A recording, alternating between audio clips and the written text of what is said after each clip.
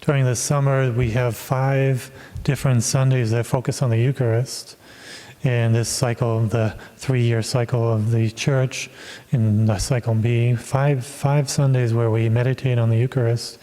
There's also Corpus Christi Sunday and other days, perhaps of the year, that we speak about the Eucharist. How important it is, the center of our Catholic faith. The center of our spiritual life is the Holy Eucharist.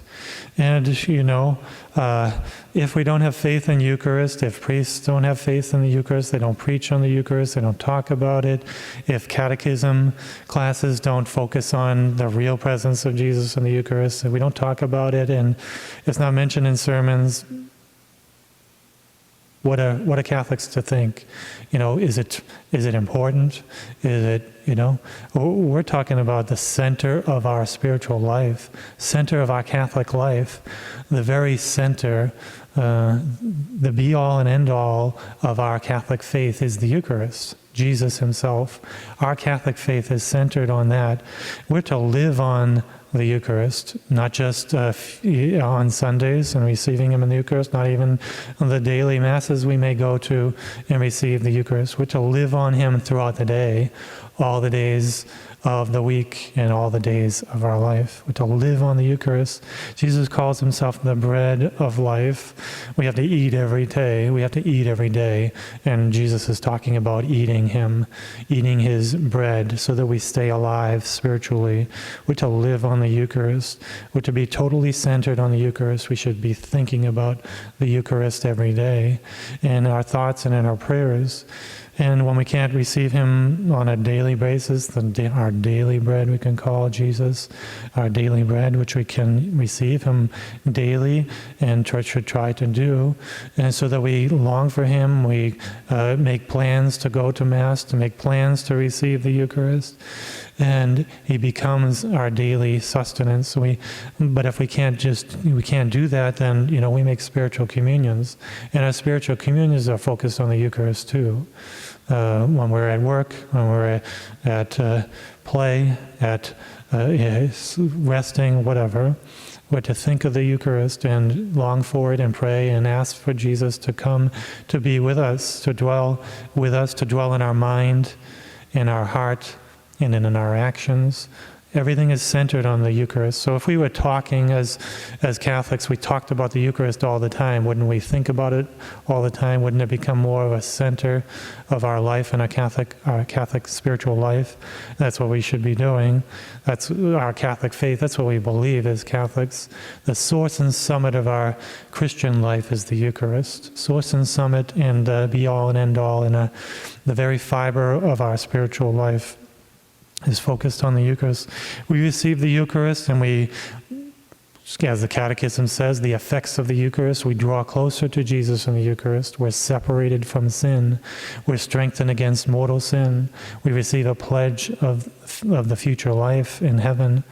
As St. Teresa of Avila said after she died and appeared to one of her sisters, and she said, as we contemplate God face to face in heaven, you should be contemplating Jesus, God, in the Eucharist.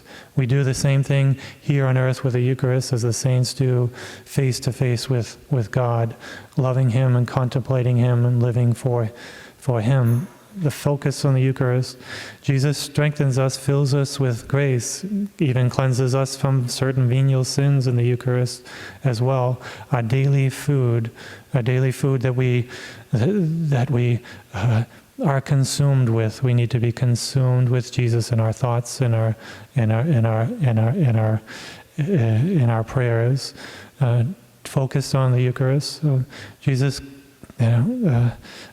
becomes our everything. Jesus becomes our everything. He abides with us, He says. If we believe in Him, He will, and we're in the state of grace. When we're baptized, we're united to Jesus.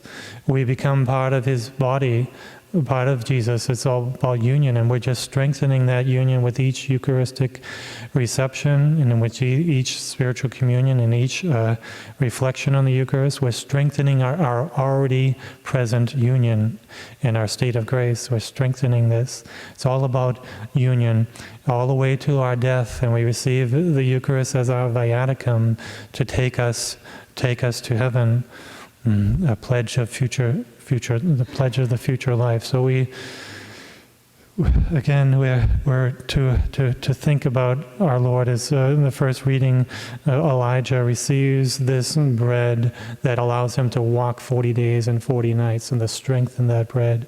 We're receiving Jesus to walk through this life, through the rest of our life, with the strength of the Eucharist, which we can receive frequently and go stronger and stronger, as that effect that draws us closer to Jesus and draws us closer to Him. So we're to be deepening our union with our Lord, with every reception, with every good thanksgiving after communion, praying to Him and giving Him and casting upon Him all our intentions, all our desires, all our affections on our Lord, so that we are truly consumed in a deep way, so that it penetrates to the depths of our heart and our life and our thoughts. It needs to penetrate. It can't stay on the surface. It can't be just popping uphill.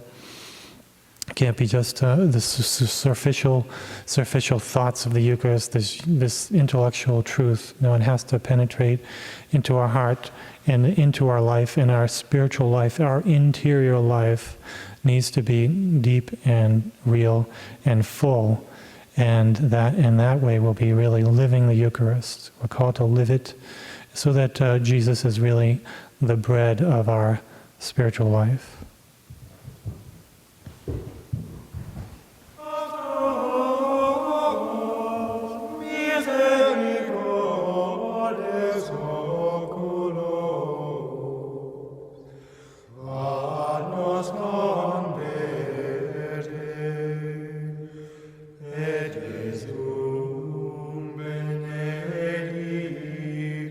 Fructum ventris tuum.